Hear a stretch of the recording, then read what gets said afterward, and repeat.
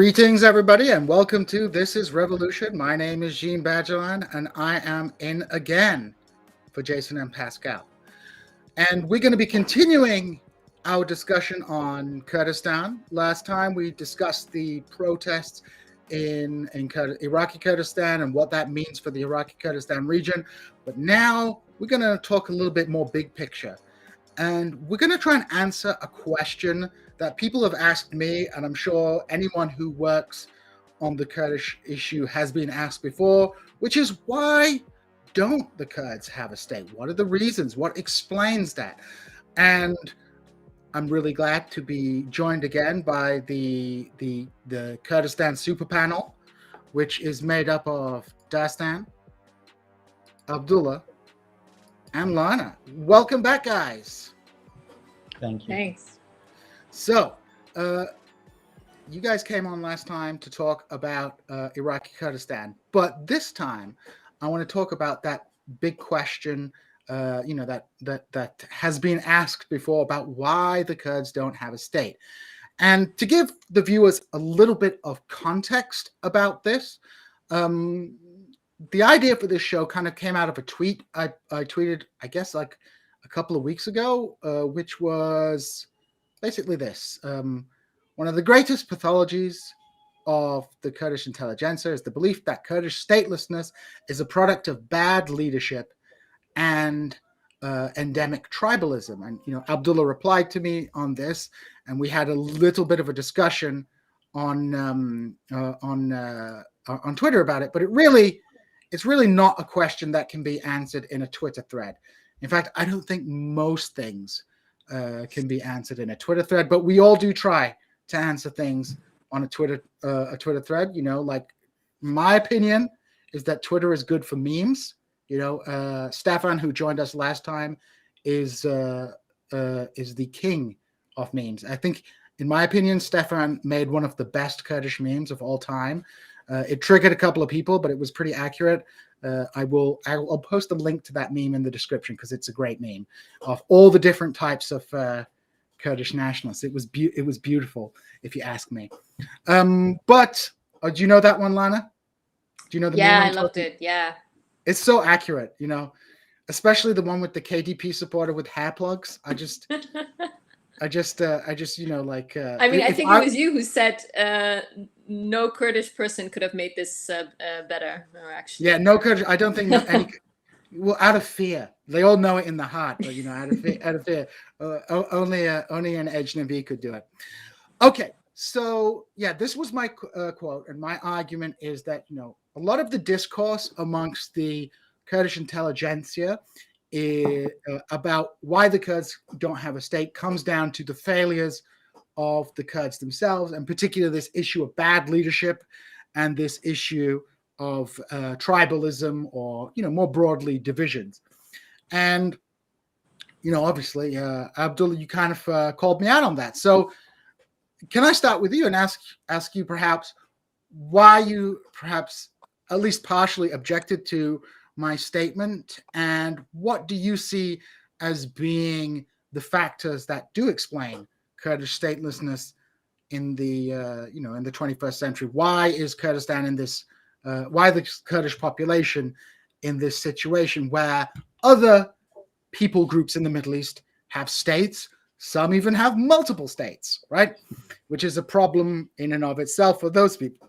But why do the Kurds have no formally sovereign state, in your opinion? And then we'll pass it to the rest of the super panel. Yeah. In my opinion, it goes back to the political geography, not only the geography itself, but the political geography, the relation between territory, the social fabric of the region, its relation with, let's say, space. This is all, in my opinion, interconnected. So obviously, if we want to answer this question, for me, answering this question is not about why right now we don't have it, because it's a historical, let's say, phenomena or issue. It basically goes back to a century ago, where the regions let's say, geography was redrawn. The maps were redrawn with the collapse of the Ottoman Empire. So obviously, we have to go back at least a century, ago. But in my opinion, we have to go even further back to understand the making of the Kurdish society, why we are so divided. I mean, in my opinion, even though we are weaker, we are, let's say, smaller than, let's say, Turks, Persians, and Arabs, but we are far more divided. We have never had a united, strong leadership. Why? I mean, these questions are important. In my opinion, it's not obviously what you said, that geopolitics, perhaps it's part of it, that, for example, the superpowers, or let's say at the time, UK and France didn't give Kurds a state, but I think it's big. The issue is deeper than that, because at the time, these superpowers didn't want Turkey to be the Turkey that it is today as well. I mean, Ataturk challenged them, right? He made the Turkish state the way it is. Why Kurds were not able to do that? So it's not only about geopolitics, in my opinion. So it's about us as well. So partially, it's the geography of Kurdistan. So for the people who don't know, Kurdistan is located somewhere that has historically, at least in the, let's say, last 3,000 years, has always been between at least two large empires. So we have always been the margins of these empires. So while the Kurdistan topography, being a mountainous region, has helped Kurds survive, not being fully assimilated like some smaller, let's say, ethnic groups, but it has also had profound implications of the way Kurdish society is today. For example, one reason that we are divided, in my opinion, is that we have built this kind of dualistic society where, because we have been in the margins of two empires, we have absorbed parts of the cultures of these two societies. But the part that has been, for example, close to the Ottoman Empire or the Roman Empire before that, or the Byzantine Empire, has absorbed more of this, while the parts who were close to Persian empires absorbed the other part. So it has made this, let's say, dualistic society where even if you look at the making of the Kurdish society, we are always divided into, let's say, two big confederations. All the tribes are aligned between two confederations. Even today, for example, in the Kurdish society, in Iraqi Kurdistan, for example, we are divided into two. This is not only because of the, let's say, because of the civil war in 1996. I think it's deeper, because what KDP and PUK occupy today is basically equivalent what Soran and Baban Empire were occupying, over a century ago. Why this is happening over and over? There's a trend, in my opinion. So we have to. So my reply to your tweet was basically stemmed from these, historical, let's say, trends. I think it all, as I said, it all goes back to Kurdistan being at the, let's say, being in the margins of these societies, obviously. But another important reason is because we have been the road of, let's say, the road between Persia, the Greeks or the Europeans, Russians, and then the Arabs. This has made us, let's say, a route where most armies were taking, and it has had a devastating impact on Kurdish society in terms of development. So because, in my opinion, development is also another issue why we haven't, for example, transitioned from a more medieval tribal society to a modern, let's say, nation state bounded by a united identity like many other nations. Because obviously most of the other nations were also tribal. They are not, they are not this modern society we have today they haven't always been like this. They have transitioned from, from their medieval societies to what we have today. So again, going back to the geography, I think another reason is Kurds have this fascination, this obsession with, residing in the highlands. There was this article that I was reading that was very fascinating. It was talking about Armenians and Kurds. Mhm. It says Kurds are always living in the, let's say the mountains of the higher, what do you call it? In the higher place where the Armenians are in the lower lands. Mhm.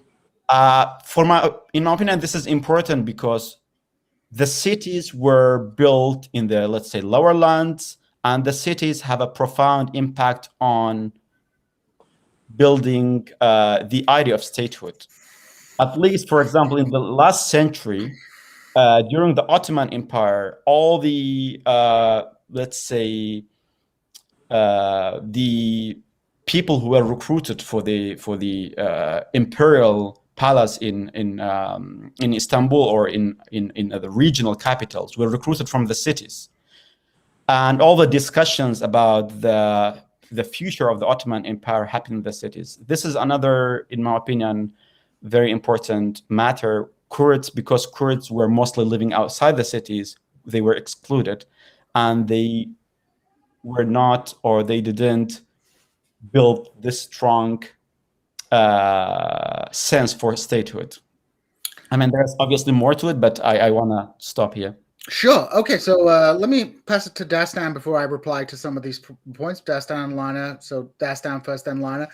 Any thoughts on this question of why the Kurds don't have a state? Abdullah has kind of emphasized the historical roots of it, the fragmented, tribalized, rural, mountainous nature of the Kurdish population, going back to the era before even nation states. So there's this kind of structural argument that he's putting forward. Dastan, how would you posture towards that? Well, I think we have to divide our argumentation between a causal argumentation and a normative argumentation. And I think in this discussion specifically, we're mixing that up very much. And we're often talking about causalities that we actively pursue because we normatively think that they are the right way, but they are not necessarily the true explanation. When it comes to the real causalities, I think absolutely many points that Abdullah said, there's a lot of points coming together. Geography, history. I mean, obviously, I just listened to a presentation last time where, professor said, pretty much when the Ottoman Empire and the Safavid Empire would have a war, then it most likely happened in the Kurdish area. So it would be Kurds fighting each other at the end of the day. So, I mean, surely that's impacting societies, and surely there's tribalism and all these things. But and I mean, there are cultural divisions. I mean, hell, I developed my love for spicy fruit from my Bakuri friends. In Sorani areas, you rather eat like an Iranian person, you would say. I mean, obviously there are these kind of debates, but I think at the end of the day, we also have to look at just like, again, the materialist analysis. Like, Turkey is the most culturally divided country ever.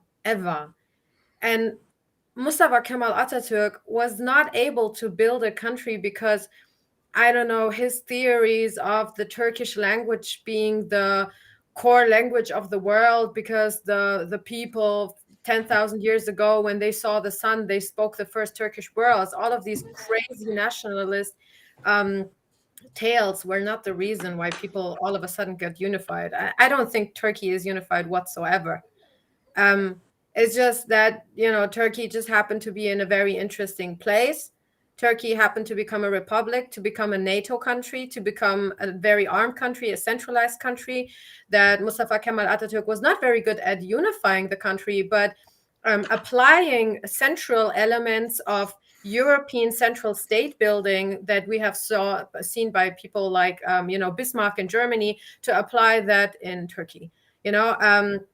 if we talk about tribalism, I mean, if you look at Jordan, if you look at Iraq, if you look at Syria, we don't even have to start talking about tribalism. These are countries where tribalism is still ruling. But at the end of the day, I think it just simply matters that it would have been just too dangerous for all of these countries that were constructed to have a state like Kurdistan that has access to so many important geographical and political routes. A country like Kurdistan, if you would just imagine the Middle East with a country like Kurdistan, imagine a country like Kurdistan taking taxes for everything that is going through the country. I mean, you see it in the Kurdistan region. Most of the money that the parties are doing outside of, selling oil is, getting gumrik, getting like money, getting taxes from all of the transportation that is going through. Customs. Do you think any geopolitical setting would have allowed that? You have Euphrates and Tigris going, coming from these lands. You would have access to some of the most important waterways. All of these things, it would have not been, not been wanted and not possible. But this is the causal path. But what I really want to urge here is also the normative side, because I think at the end of the day, the Kurds had one privilege. They were able to discuss the political system that they would want to have before they had a political system. And I think that is the core why all throughout the bad things that happened in the last 100 years, the Kurdish people have still managed to be a force of progressive thought in many spaces. And we should not underestimate that, and wondering, what is the ideal of a central state, wondering what is behind the ideal of building up a state where everyone somehow has to unify. We have to remember that all of the nation states that are occupying Kurdistan are nation states that have only been built on the foundation of a very nationalistic and unitarian thought. The thought that it's a country of Arab people, of Persian people, Iranian people, or Turkish people. And so the normative question has to be, okay, why don't we have a state? But if we could have had a state, would have been good if the Kurds, in that precise manner, like Syria, Iraq, Iran, and Turkey, would have gotten a state? That's the big question, I think. Lana, thoughts? Yeah, it's really interesting to think about this question, right? Because first of all, we have to take in consideration the historical the change of the answer to this question. Of course, if we look back 100 years when there was the opportunity for that region to create a nation state, there were several factors in play. Then we have, of course, the years of guerrilla fighting, of revolution in different parts of Kurdistan. And then most recently, we have the talk of the Kurdistan region in Iraq, but also Rojava region, and each part independently striving for more and more authority within their borders. So I think, first of all, it's a question that needs to be divided in Kurdistan as a whole and the different parts of it. They have different factors at play. And the time thing as well. So what happened 100 years ago in terms of historical presence, in terms of tribal structures, in terms of foreign powers interfering, all of that geography is different from what it is now. And when I look at 100 years ago, what strikes me a lot is that either it's being pushed on, the Kurds couldn't organize themselves and there was a lot of infighting, so that's why they didn't gain anything, versus the comment of, well, it's foreign actors that, didn't want to have this country because it wouldn't have pleased the other countries around it, or the oil thing, the French and the English needed to divide. And, why is it not just an interplay of all these factors? We just got unlucky, perhaps. And then it's very interesting to look at, okay, so what happens then? There is indeed fighting for independence, but more and more, I think it's really interesting to see that the ideals that were there for the nation state, like Dastan mentioned, slowly changed. They slowly changed as history progressed, and now we're at a point where I think many people have maybe not accepted, but are trying to criticize and understand that a nation state itself is perhaps not the way to go, not only in terms of practicality, but also in terms of ideology. And it's really interesting to think of, the type of ideology that comes out of diversity and gender equality and ecology. And I think we should focus on this rather than focusing on what are the factors that led to, Kurdistan not becoming a country. There's multiple, and there's other examples as well. Kurdistan is not the only place where this happened. And maybe another factor in nowadays, the past 20, 30 years, why is Iraqi Kurdistan not a country? I think this would have been kind of opening the floodgates of a lot of minorities around the world demanding their own nation states. And I think this is something that the international community and some of the regional powers are very much afraid of. Because as you said, Turkey is also not, it has a very diverse amount of people. Iran has a lot of different ethnic groups. So opening the floodgates would be detrimental in the kind of illusion of society that we have created in the world today. So that's what I just wanted to add. And those are all very good points. And I would begin by saying I don't entirely disagree with every single point being made there. And I think Dastan raises an important point about the causal question and the normative question about like why Kurds don't have a state, and then whether it's good or not to have a state, like whether that is a solution to the Kurdish question. I would make this statement in moral terms, especially when confronted with Turks, Arabs, and Persians. In moral terms, I think the Kurds have an absolute moral right to national self-determination on the same level as other peoples in the Middle East, if we talk on it at that level. But I don't think that would be a solution to the Kurdish question, because I don't personally believe nation states necessarily resolve A, the national question, or B, if they do, they just create a whole set of new national questions born out of the inherent diversity of humanity. So I think that distinction between the normative side of the question and the causal side of the question. So I kind of want to begin with let's talk about the causal side at the very beginning. And the reason I say let's focus on the causal side is because in the last 200 years, the nation state has been the building block of what we now call the international order. The nation state is a fundamental building block of the global capitalist political order. Even states that are diverse have tried to reinvent themselves as nation states to one degree or another, or somehow have had to come to terms with the national question, whether that's through the mythology of a civic nationalism or through some kind of shared, cultural melting pot version of nationalism, or through a very hard ethnic nationalism. The notion that the world is divided into distinct nation states is, kind of embedded in our global political culture. So that leads to the question, okay, many Kurds view themselves as a nation. Why can't they? Why did they not become participants in that order? Why did they not get a status equal to other nations in that order, if a significant number of them believe they are a nation, and if we live in a world where national self-determination is a kind of political principle that has a normative pull in the international order? And I'd perhaps like to ask, when I said geopolitics, what did you interpret me as saying, Abdullah?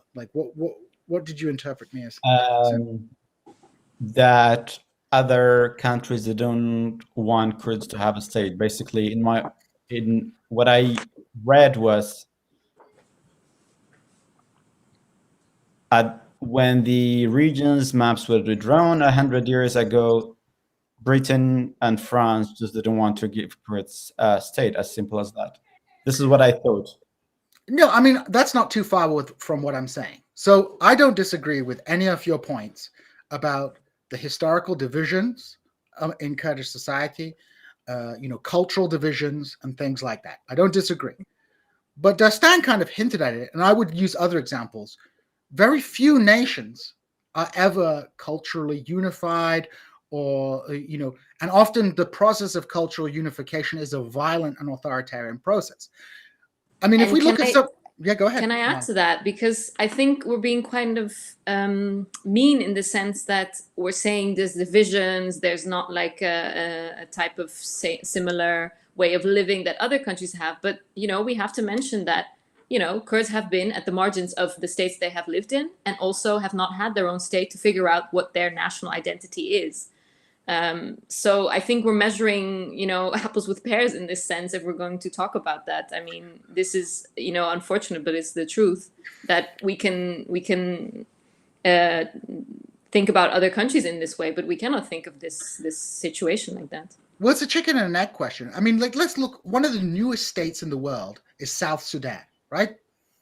Is South Sudan culturally, religiously, historically more unified than the Kurds?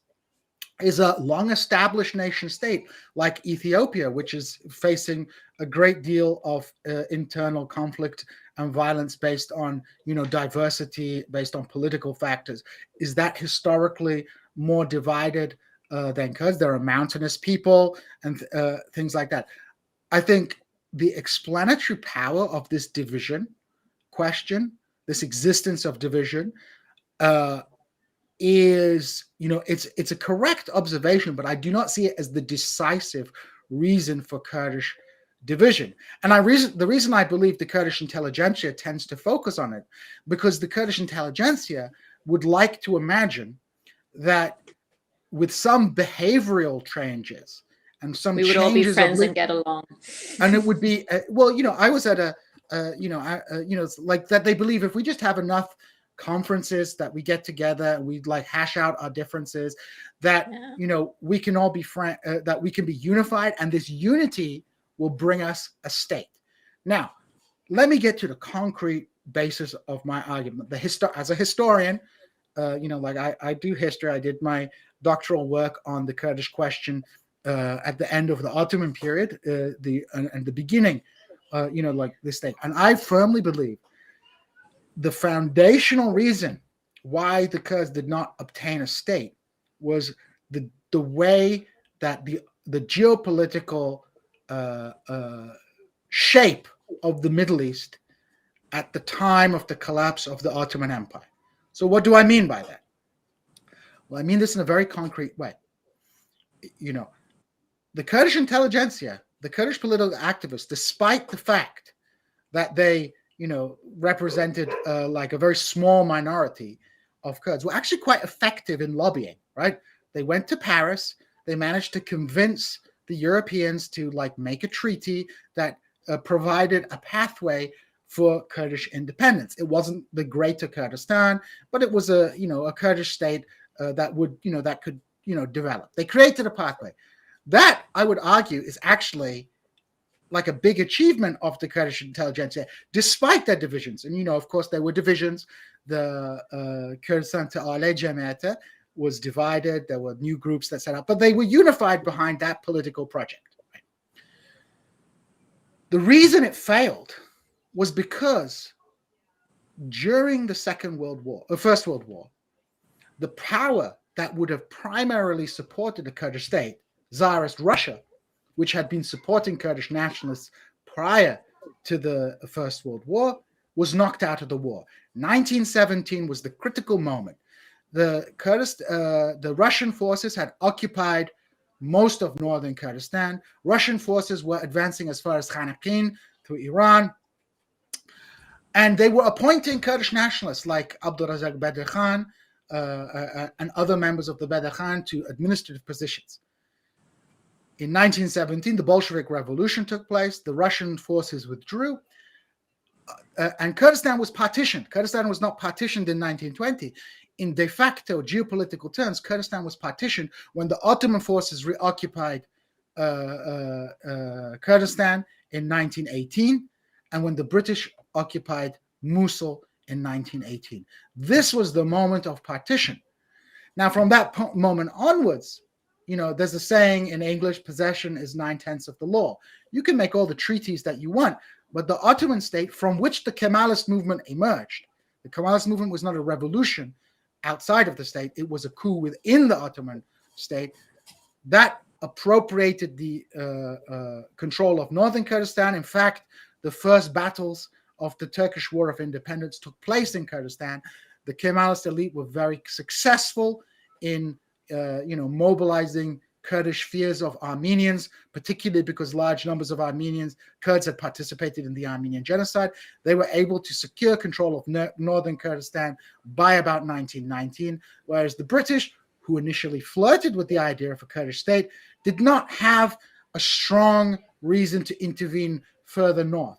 So we end up with a geopolitical situation where, the Treaty of Sèvres, which was the treaty in 1920 that laid the foundations of Kurdish state, was dead on arrival. And Treaty of Lausanne was not really a repudiation of Sèvres, but a recognition of the facts on the ground that had existed since 1917, 1918. What did this mean in the long term? This meant that Kurdistan was divided between 4 states, right? And this created a political geography, whereas even if a great power would want to, let's say, support Kurdish independence in Iraq, their policy towards the Kurds is always part of they don't have a policy towards the Kurds. They have a policy towards the countries within which Kurds reside. And so they, even if they might, like if Kurds only lived in Iraq, I think Kurds might have a state by now, right? But because America's Kurdish policy has to depend on its policy towards Turkey and what Turkey wants and maintaining relations with Turkey, then it is critical for them to maintain, they might work with Kurds to a certain degree, but maintaining Kurds as part of Iraq is part of a broader regional politics. So I say these geopolitical factors are decisive because how united or how conscious a community is of its national identity has no real relationship in concrete terms to its ability to obtain a nation state. Because if that were the case, the Armenians would have achieved statehood after World War I because they had one of the most, organized political movements in the late Ottoman period, and the Arabs would not have attained a state, right? The Gulf Arabs, all these tribes would not have attained a state. So my point would be, I don't disagree with any of the characterizations that people have of Kurdish society and the pathologies that exist within Kurdish society. My concrete point is that the fate of Kurdistan as becoming a state or not was entirely is primarily, and in fact entirely, I would say, defined by global things. No revolution has succeeded without external support. The American Revolution would have failed without French intervention. The Haitian Revolution would have failed without the Spanish intervention. Bangladesh would have remained a part of Pakistan had it not been for Indian intervention. The intervention of external powers and the recognition of the world of nations is the primary decisive factor of why Kurds win or do not win a state. All Kurdish political gains of the last 30 years have been due to geopolitical transformations. There was a huge uprising in 1991. You know what happened? The Iraqi army came in, and if it hadn't been for external intervention, they would have shot everybody. Syria, the Syrian Kurds, without external intervention, they may have been eaten up by ISIS or by Turkey or by things by now. The belief, Iraqi Kurds believe, this is true, Iraqi Kurds believe, for many KDP supporters will say, well, it's because we're better Kurds, that's why we have a state. No, it's you were lucky, right? You were just lucky that, Saddam Hussein invaded Kuwait when he did, and the Not only lucky, I would even say, I would quote someone who actually told me a very nice sentence for specifically this phenomenon, which is the times when the Kurds succeeded were not necessarily the times when they were the strongest or the most intelligent, but when their enemy was the most stupid. That is so. I mean, pretty much.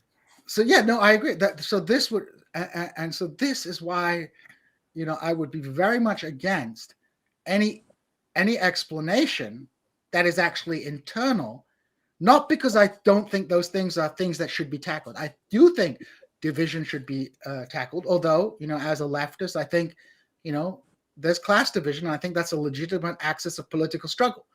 My point would be those issues are actually distinct issues from the issue of statehood.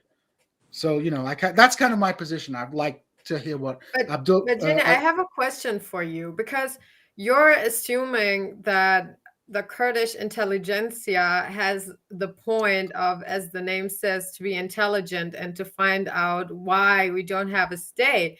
And I would argue that the Kurdish intelligentsia is specifically pushing this argument, which is obviously not the truth, I would say, because they have a job. Their job is to create a national ethos, and their job is to, even if we're not united, to unite us. And not only that, their job has always been to aspire for some sort of modernity in Kurdish society.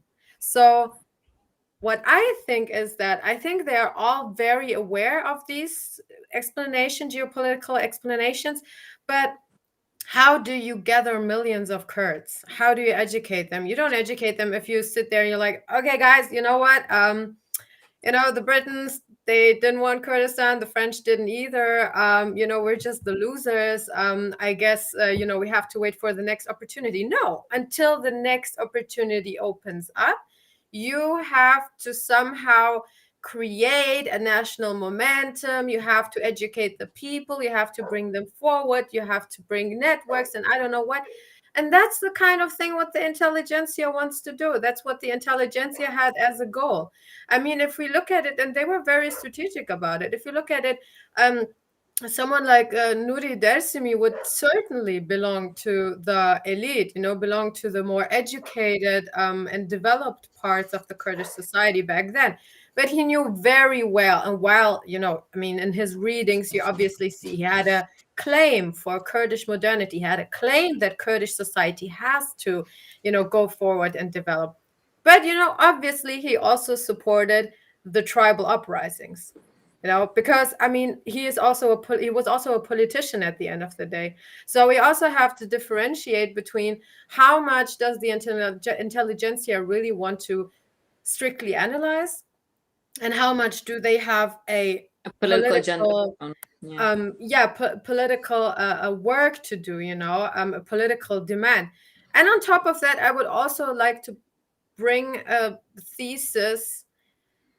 I think it is the most privileged thing and maybe the most prestigious thing to criticize yourself. And I think that's a trap where a lot of Kurdish intelligentsia people are falling into. To be able to criticize yourself and to analyze yourself is something very valuable. But I feel like since we never had this institutional setting where we're all united, I think it has become like this kind of criticizing yourself has gotten into a very destructive tendency. I feel in many Kurdish discussions, we're so obsessed with showing how weak and fragile and bad we are. And I understand it. If I would live under KDP PUK rule for 30 years, I would also don't think that my nation is specifically the nicest and most intelligent and most progressive nation. But I think specifically us as people that I would say belong to this intelligentsia and also shape how people are discussing, we should be able to differentiate in between that and not only,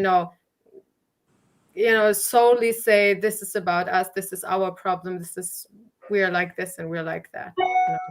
What would your response be, Abdullah? I agree with what you said, but my point was more in the transition of societies into building statehood. Of course, there are moments where, you can just seize and, for example, what you mentioned in, during the First World War. But in my opinion, and this is not just criticism for the sake of criticism, in my opinion, this is a legitimate point, is that, other nations were also challenged by, regional international powers not to be the way they are. Obviously, you mentioned South Sudan and other examples. Of course, there are examples, but I'm not a big believer in, this extracting other people's example and extrapolating it to what we have, because the setting is different. And although I don't know much about South Sudan, but I'm sure we are from two very different societies. It's just two very different regional settings. Everything is different. I agree that we are in a very tough geopolitical region because, first of all, we are trapped between two, let's say, two cultural zones that has been the way it is for a very long time, right? It's not, we haven't built it this way. But for me, it was more into details why we haven't managed to challenge that. For me, the point about division wasn't just, oh, we are divided, so we don't have a state. Of course, other peoples were divided, but why they managed to, let's say, build a state in spite of that. Why not us? Of course, your answer is geopolitics, but I think it's also rooted in the Kurdish society. I mean, if you look at all these historical readings on Kurds, we have always been very good fighters, but never good statecrafts, for example. Even the Kurdish revolutions, as until recently, of course, probably minus PKK because they don't have a proper ideology, it has never been, the revolutions have never been based on a strategy or a theory of an ideology. It's just, for example, Iraqi Kurds, KDP and PUK. It has basically just been, okay, I'm going to ally with this. If he's doing that, I'm going to, be his enemy. It's not based on an ideology or strategy. So what I'm saying is, because of our blockation, we have never managed to build a proper burger or bourgeoisie class, not bourgeoisie in the term of reach, but in terms of maybe you can call it intelligentsia at the time, to build a proper foundation for a state. I think for us, it's not only about geopolitics, but we didn't have the foundation for a state. One example, in Turks, the building of this identity, it has been going on for a very long time, right? It wasn't just during Ataturk. It was in the making at least since a century earlier. Why we haven't managed to do that, for example? Have we? I mean, my point would be, like, my counterpoint would be this. Look, put South Sudan aside, right? Look at Afghanistan, right? An enormously culturally diverse place, which is quite comparable to Kurds. And in fact, in cultural and linguistic sense, is more divided than the Kurds, right? Yet, due to the particular shape of geopolitics during the 19th century, the desire for both Britain and Russia to A, stop Iranian expansion into Afghanistan, and B, to maintain a buffer state, this container was created with a central authority which sought to govern, right? Now, that central authority was actually not very successful in creating a unified political identity, right? We see enormous divisions within Afghanistan. Yes, Afghans fought against foreign occupation, but what, of course, happens following the end of the foreign occupation is obviously the different groups within Afghanistan conflict with each other as well. Yet Afghanistan remains as a state because nobody wants to partition the state because Afghanistan is accepted in that order. My point is that I do not believe that internal, I agree, in the sense that the processes of internal development you're talking about measure the way in which a nation integrates itself in a structural sense. But I think that is a distinct point from the question of statehood, because from the same perspective, it's like, okay, were the United Arab Emirates building a nation state prior to Kurdish nationalism and the beginnings of Kurdish nationalism? You can date it from the 1870s, 1880s onwards, a process that is quite parallel to movements amongst the Arabs, movements amongst the Albanians, another group that was extremely divided, Albanians.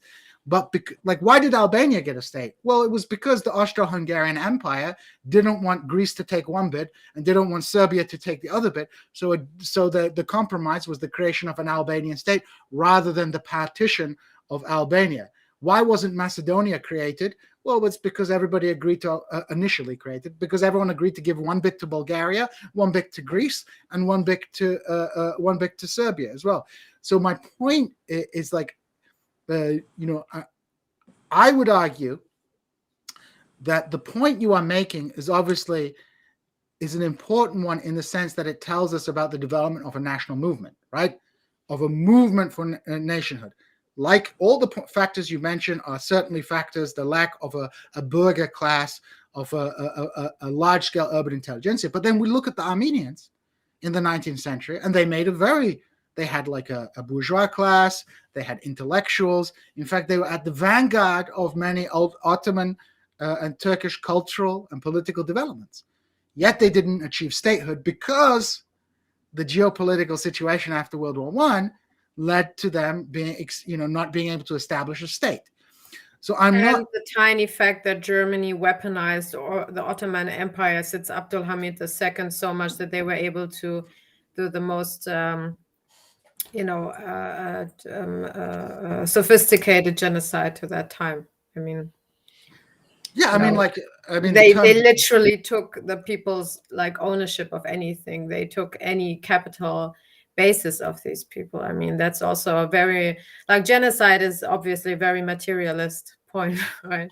I mean, yeah. I mean, and it's a process. I mean, and the extermination of the Armenians, the annihilation of the Armenians, was a extended historical process, which was actually in response to the fact that they were developing a strong, unified national conscience, or at least there was a belief that they were presenting a threat in a way that the Kurds were not presenting a threat to central authority.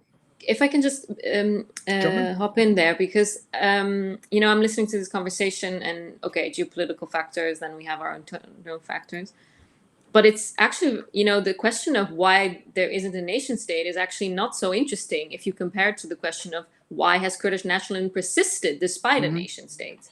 And I think this is the thing that we should research rather than look at the question of a certain geopolitical context at a certain time. I mean, I totally agree.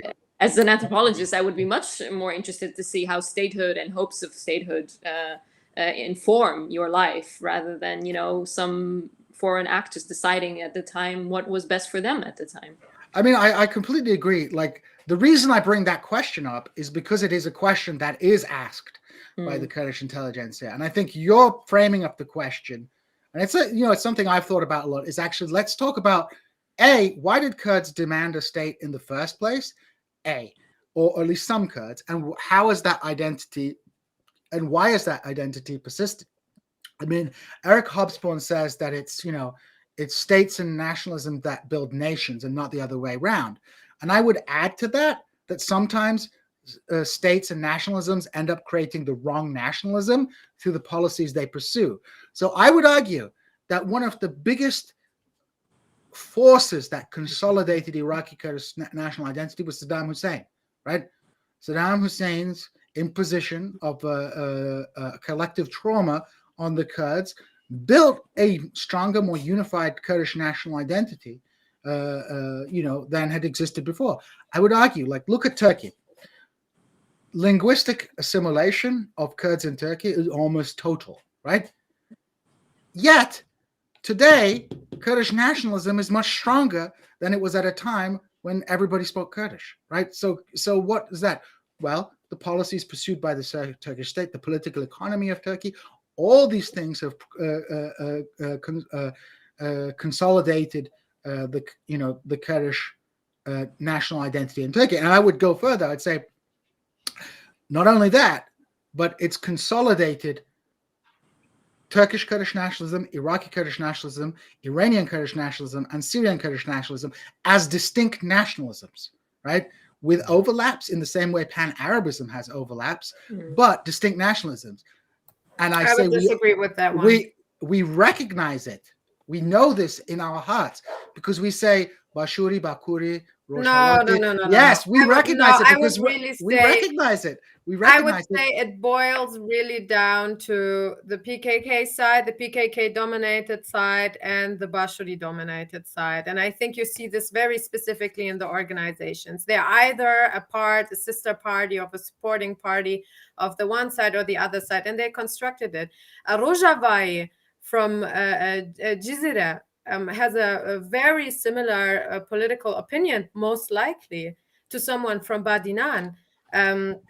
Than someone who is maybe from Kobane or maybe from Afrin, someone from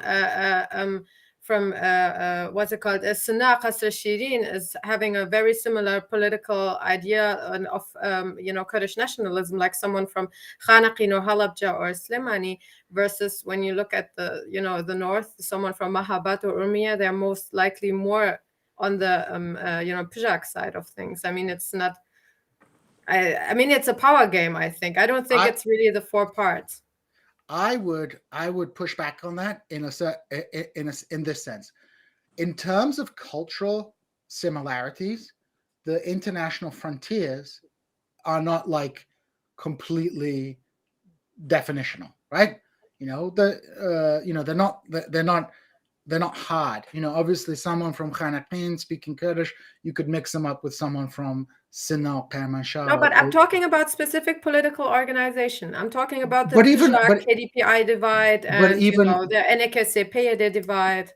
But even if these, I mean, this is why I say that there is still a pan-Kurdish political field. I'm not saying there's no interconnections, but even when we look at these political organizations, even when they have the same political root, right? Over time, they become nationalized. Good example is historically Kurdistan Democratic Party, right? There's one Kurdistan Democratic Party created in the 1940s, but of course, over time, these groups divide, not on ideological grounds, but on whether they're conducting a warfare against the Iranian state, whether they're conducting warfare against the Iraqi state. And I think the same tendency in the long term, despite the ideological and connections in terms of ideology and personnel, I think that same tendency will affect Syrian Kurdistan and Turkish Kurdistan. But what are we talking about? Are we talking about organization or Kurdish nationalist thought? Because we started with Kurdish nationalism, and you said we have four different types of Kurdish nationalism. We didn't discuss whether the four parts of Kurdistan are differently going to fight or not fight against the central state. Let's put it this way. We can talk about nationalism in an institutional sense, which I guess is what I'm talking about, in terms of in the same way as we might talk about pan-Arabism in the Arab world, taking different forms and having connections. So you have Baathism in Iraq and Baathism in Syria, and those are not 100% distinct. But in institutional terms, they begin to act in their own specific political interests. And we recognize that because we talk about Bashuri and Bakuri, not because of geography, but because of political frontiers. Because, for example, there are parts of Turkish Kurdistan that are further to the west than parts of Syrian Kurdistan, right? There are parts of Iranian Kurdistan that are to the north. So these terminologies are not purely geographical. They are a recognition of the institutional division of Kurdistan. But of course, I agree, like there is a pan-Kurdish field and there is, let's say, what the Baathists used to call regional nationalism, right? And we have that same political dynamic in Kurdistan. I mean, would you agree with that or disagree with my point? I mean, the thing that I think didn't come through is that I am specifically saying that simply for the power dynamics that we have, there is the schism between the complete power-related schism between KDP and PKK, right?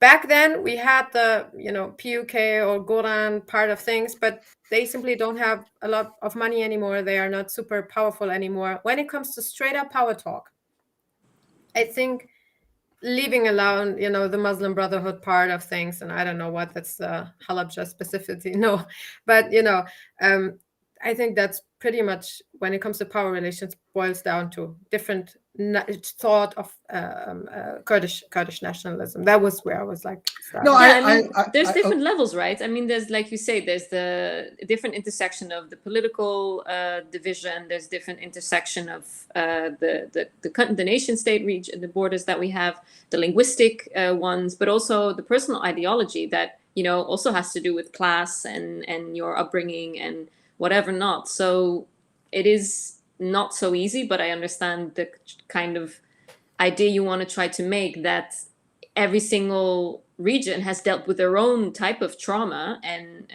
harshness from their oppressor, which also creates a different type of understanding of their positionality within the world in the Kurdistan region, and also maybe vis-a-vis each other. I mean, I think Kurd from Bashur to Bakur. I mean, this is also dynamic. I think it's a dialectic. I think there's a dialectic between, let's say, I'll call it regional Kurdish nationalism and pan-Kurdish nationalism. There is a dialectic between these processes, which both unite and divide to certain degrees. And I would agree with you, Dastan. I think, and I'd like to get Abdullah's thought on this as well. I think when we talk about these, when you talk about the division between PKK ideology and KDP ideology, I think these are political parties, but they represent to Kurds two different models for resolution of the Kurdish question. Model number one is the old nation state model, and number two is the PKK model, which is seeking to transcend the nation state through democratic confederalism, and which I would say, I would make this point, this notion that the Kurdish question could be resolved through some kind of multinationalism goes back to the very beginning of the Kurdish movement in the 19th century, except at that time it was through civic Ottoman patriotism. Today, it has a kind of socialistic bent to it. But there's always been this dialectic, I would say, within the Kurdish movement between those who seek independence and those who seek some kind of accommodation with the political power. And it's a spectrum. You have like Jash, who just totally sell out and assimilate, or like just work for the central government. You have like hardcore nationalists, and then you have people who try and reach some kind of compromise, like autonomy is a compromise, right? Citizenship rights is a compromise. But so I think KDP and PUK, it's not simply just the power dynamic. It's the model of like, it's two models, because I think the KDP model, especially in the last 30 years, has lost a lot of prestige because we see what it looks like in practice. And but just to chime in there, do you really think KDP wants independence? I mean, has any of their political actions shown that they want independence of Kurdistan beyond their own party? Oh, I think they want their own independence, but not Kurdistan independence. No, I think KDP, and this is structural. This is because of the geopolitics of the region. KDP want independence, and the price they are willing to pay for that independence. And I will say this is not just I think any Kurdish party that ruled Iraqi Kurdistan would have the same political dilemma. The price they are willing to pay is to act as the gendarme for the rest of Kurdistan, right? To act as a kind of gendarme.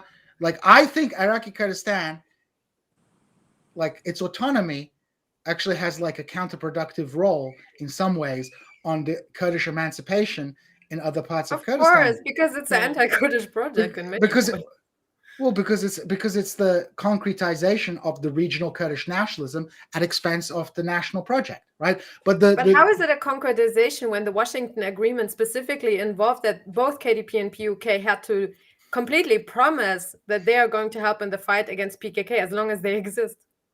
I mean, because it's the regional nationalism, right? To them, PKK might as well be Turks, right? Because they are concretizing not a pan-Kurdish vision, not a vision for all Kurds, but a particularly Iraqi Kurdish vision of, I mean, like on a materialist basis. Do you think these guys want to share the oil wealth of Kurdistan with like? But how is that regional nationalism? How is that not simply power politics in a Gramscian sense?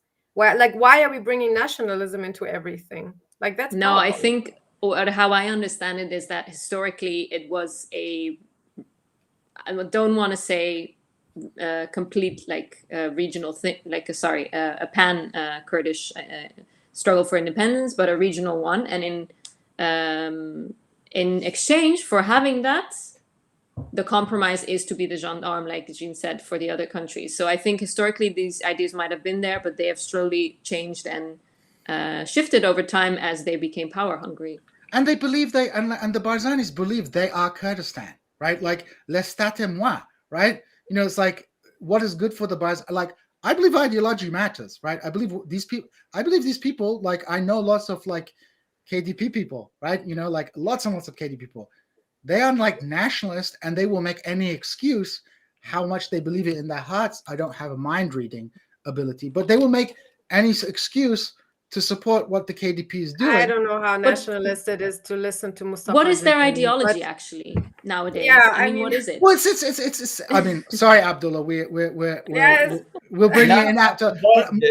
It's fine. I mean, their nationalism, right? Their nationalism is, if they see Kurdish flag, if like Masoud Barzani, they see him on television shaking a president of another country, it's symbolic, right? They feel good. That's what they want, right? Then, you know, it's like they have a notion of nationalism, which is purely about the recognition of Kurdish. This is why they always criticize Kurds from Turkey are bad Kurds, because they speak Turkish. Yeah, but right? Is that the definition of nationalism, or is that what they were made to believe what nationalism is? We have to distinguish here. I mean, I think Abbas has a very good description for that. We have nationalists, but we don't have nationalism as ideology. It's just basically, I love that flag. I love, you know, map. So we do have nationalist people, but we don't really have nationalism in the sense of a concrete identity. If KDP represents nationalism, this is probably the best description, because they don't have an ideology. The ideology is around Barzani family, that they are the natural leaders of Kurdistan because of whatever reason. Symbolic, yeah. So, but I do agree that we do have, I mean, anthropologically speaking, these parties are the product of their own societies. PKK is built by these few people, but they were the product of the society of Turkish Kurdistan, right? So it reflects the political and cultural realities of this region. So there is, in the last 100 years, I do believe there are distinct, not only about nationalism, but distinct kind of cultural identities developed in these regions, which is partially not anyone's fault. It's just because they're living in different states. But what we have now, you may think it's just KDP or just PKK, but these people are the product of their societies. They are not just doing it because, you know, it's fun. I think it's important to look at the reasons why they are the way they are. So, because I have been to the 4 parts of Kurdistan. I have interacted with them. It is, whether we like it or not, it is distinct. They are becoming more distinct. They are developing their own identities, and obviously this reflects in terms of ideology, be it nationalism, the way they see their own countries, like Turkey, Iran. So these are all matters, because of course they're all interconnected, and it's a whole complex process. But it is the last 100 years have changed local Kurdish societies at the local level in these 4 parts in ways that are, of course, contributed to the division of Kurds. The rest of the talk, I enjoyed it, and I agree with most of what you said. Not about the first part, but this last part, I agree with this whole, you know. I think you raised an important point, like that these societies are different. Like, for example, the PKK comes out of a society in which the feudal classes were integrated into the Turkish state. Thus, Kurdish nationalism emerged as a revolutionary force. In Iraqi Kurdistan, the rise of the Ba'ath Party and Arabization and these kind of policies gave Kurdish nationalism a far more trans-class character, in which feudal elites joined with urban elites for a variety of different reasons with different interests, but nationalism provided an ideology to bring these groups together, where the feudal Aghas in Turkish Kurdistan were assimilated into the Kemalist state, and thus Kurdish nationalism took a left-wing and in Iran it's a little bit of both, right? You had like so Iran. The reason Iran has like both KDP style nationalists and PKK style nationalists is because there's a history of both kind of a state which seeks to engage, a state that co-opts feudal elites, and a state that attempts to disempower feudal elites. So there's a little bit of both. So I would say that's a really important point. And I'd say the policies towards Kurdish society pursued by those states has given the Kurdish nationalism in different regions like a different kind of character because of who was co-opted, who was not co-opted, and things like that. And I think Iraqi Kurdistan and Turkish Kurdistan are like two really different paradigms. And that's exactly what my PhD is about, by the way. That's what I mean by political culture. Yeah, so I think so. I mean, that would be my concrete. Well, I'm excited to read that PhD once it's done. But of course, these kind of divisions didn't exist there was no Iraqi Kurds before the creation of the Iraqi state, right? There was perhaps Ottoman Kurds and Iranian Kurds, but even then, not that strong because the power of the state was not that division. They only drew the boundary finally in 1914, right? And before then, the border you could just cross no problem, right? But of course, once these borders become hard, once policies change in different countries, I think we end up with concrete things. So if we agree that the question of why the Kurds don't have a state is kind of missing the point, or at least not a very interesting question that we can answer perhaps with very specific historical arguments, this thing happened, that thing happened, so Kurds didn't get a state, right? What is like the solution? And also I would add, we've talked about, why the Kurdish nationalism still exists, but I want to kind of move to like, as a kind of final thoughts from everybody, what do we think a solution in a normative sense to the Kurdish question would be? Obviously, exterminating all Kurds would solve the Kurdish question, right? I don't think any of us would advocate that policy. But what do we think a just solution for the Kurdish question would look like, A? And what do we believe that the preconditions for that just solution are? Abdullah, I want to start with you since we've been talking over you a lot. Well, I think the solution I don't think there can be a solution for all Kurds, given the differences between the countries where they live in. But in my opinion, in Iran and Turkey, where you have a more strong culture of statehood, or even, beyond that, it makes sense for Kurds to have a more, let's say, seeking more cultural identity rights. For example, the right of education in your mother tongue, even though in a state like Turkey, it's more complicated, because even if you give that, most people may not even want that, because the assimilation and the oppression at the cultural level is so deep that people may not even do that, even if you give to them culturally. So there should be a solution where there's a deeper, let's say, there's a solution that's both cultural and political. I would say it's similar in Iran, but the situation in Syria and Iraq are a bit different, given that the fragmentation of the state very weak. I mean, in these two regions, it makes sense to be the way it is, to be a region, at least a federal region. I believe it should be the same in Syria, because the situation for Kurds in Syria. Oh, you froze, Abdullah. Oh no, it looks like Abdullah's internet is cut. Let me just try and come back. Okay, well, Abdullah is frozen. Hopefully his internet comes back. Lana, do you want to jump in on this question? Yeah, I mean, I think we can, the way I see it, can divide it in maybe three options, which is the first one, which was kind of meant to happen, is to create equal rights for minorities in all the different nation states so that there wouldn't be an issue, which obviously failed and is still continuing to fail, especially if we look at what's happening in Turkey nowadays in recent years.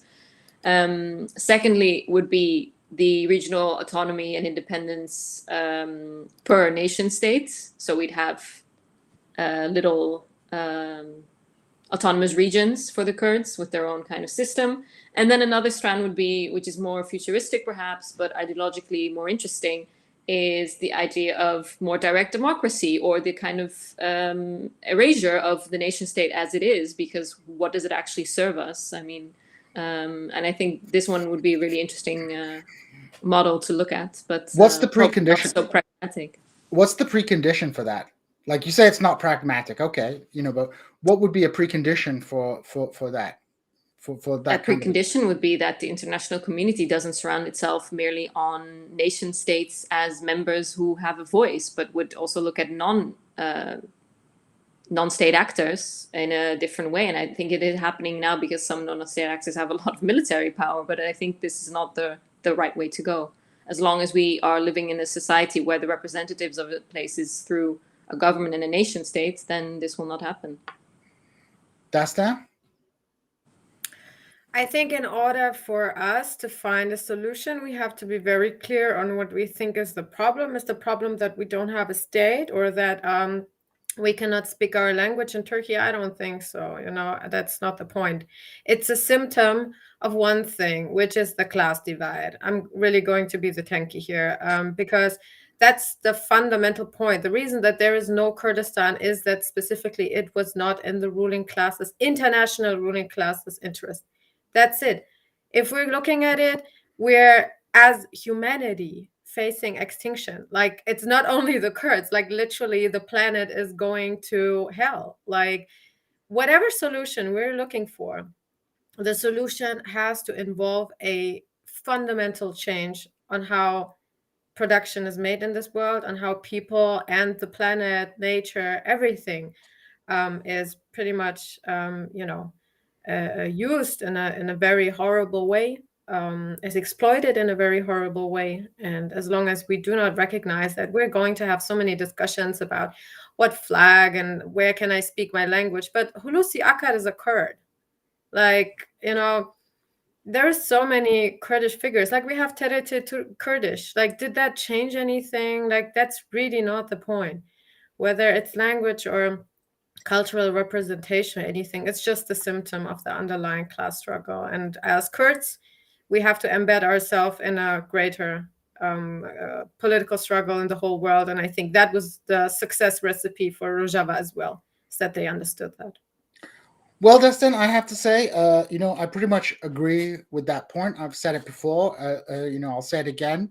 When it comes to the moral question of Kurdish nationalism or Kurdish self-determination, Kurds have just as much right as anyone else in the region to exercise it. But obviously, the real question is that, does that resolve anything? My point would be, without some kind of revolutionary transformation of the Republic of Turkey, primarily as the primary state involved in the repression of the Kurds, without any change there can be no permanent resolution to the Kurdish question. And I think, one of the things, I have criticisms of democratic confederalism, or, the political strategy of the HDP, or what have you, whatever. Those are really, it's not entirely my place to be critiquing them, but, everybody has the right to critique. But one thing I would say that is kind of positive about the development of those movements is the recognition that alone the Kurds do not have agency. We like to believe that everybody has agency. It's really trendy to say that. A term like agency, though, if you ask me, ends up becoming something to be used by right-wing politics, because, then it becomes down to individuals doing the right thing, making the right choices, and making the right decisions. So though a lot of sort of post-colonial scholarship is about, redefining the agency of people to do this, that, and the other, I think that is the road to right-wing right-wing politics, and it can be appropriated very simply by right-wing politics. The only solution for the Kurdish question is for Kurds to participate in a broader revolutionary struggle in the Middle East that will dissolve the social and economic and political order that keeps them repressed. Kurds were primarily repressed in Turkey up until the 80s by their own feudal elites, right?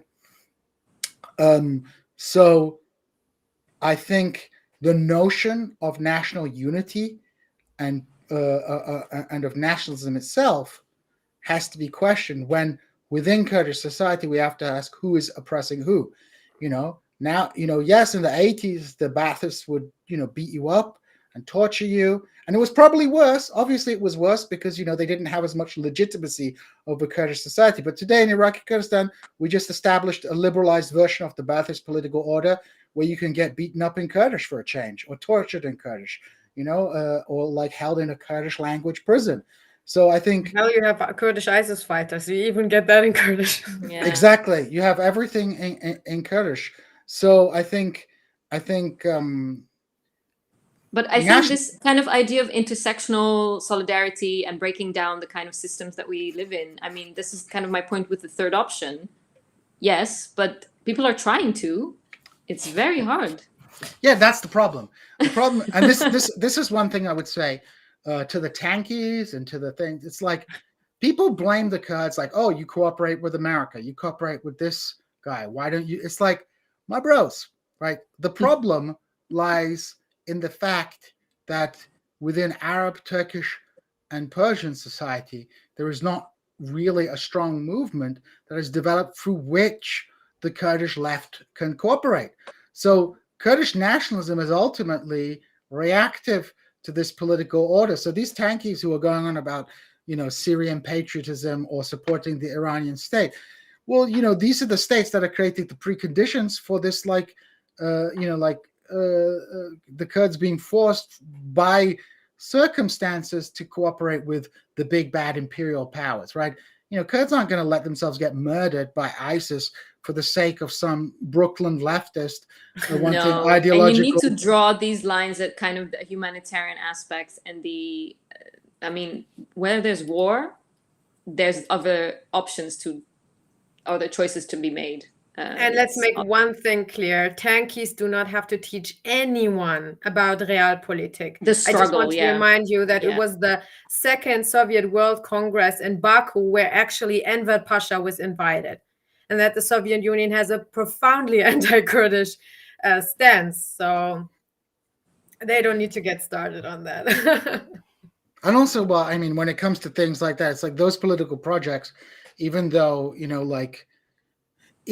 there are positive sides of the Soviet project to a certain degree, and the demonization that exists in the West is cartoonish, like an uncritical approach to the failures of the Soviet project, particularly on the question of nationality, which there was a kind of solution based on essentialist understandings of what nationhood was. Those have to be challenged, because at the end of the day, it's a failed political project, right? It's a failed political project which we can both learn from, and which we perhaps don't. Well, I say this on the show all the time. With the defeat of the left, especially in the West, leftists have gone in two directions. They've either gone to romanticizing FDR or romanticizing Joseph Stalin because there's no future project. And this backwards looking romanticization of Stalinism, or even like the kind of like, oh, Assad did nothing wrong, or the Islamic Republic is a revolutionary state. This is all a symptom of the Western left's fundamental political defeat, and their hostility to Kurds is often, I think, a product of their attempt to create a moralistic good guys and bad guys of the world narrative, and not to assess things in a materialistic fashion, devoid from this kind of normative moralizing because yeah, and why is this more normative model so based on extremes? I mean, why do we have to look at Joseph Stalin to learn from that? I mean, this is completely crazy. It's American. If you ask me, in America, it's American exceptionalism, right?